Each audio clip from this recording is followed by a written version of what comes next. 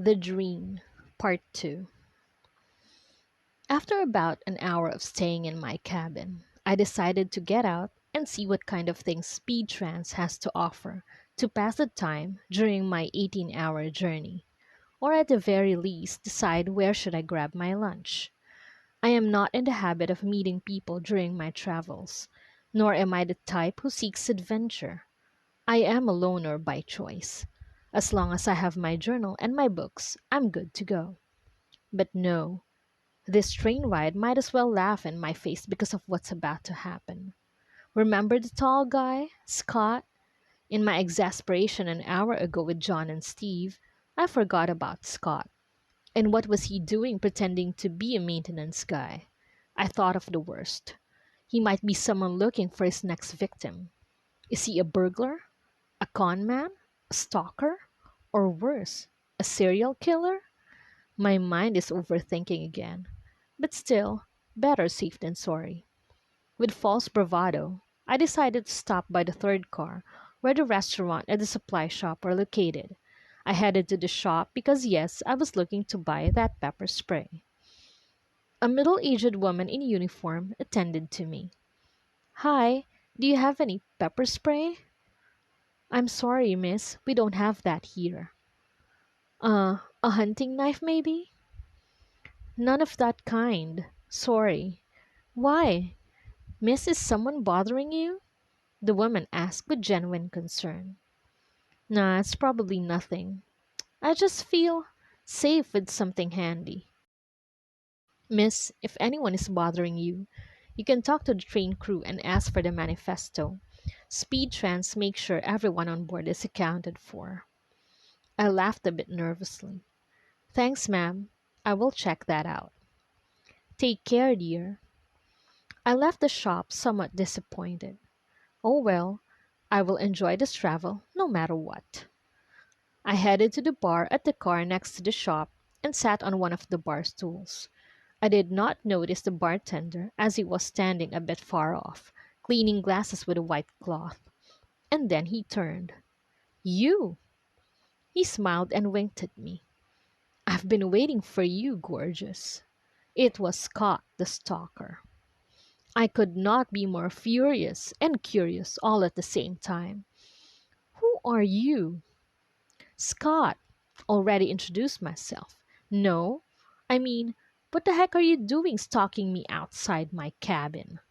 Not stalking, making a new friend. Yeah, right. Maintenance guy, quote unquote.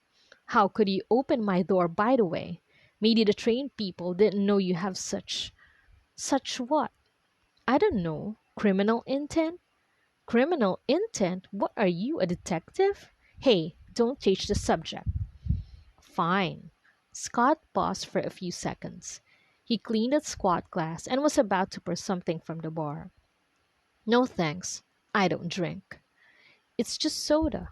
On the house. He gave me the glass with a clear, fizzy soda.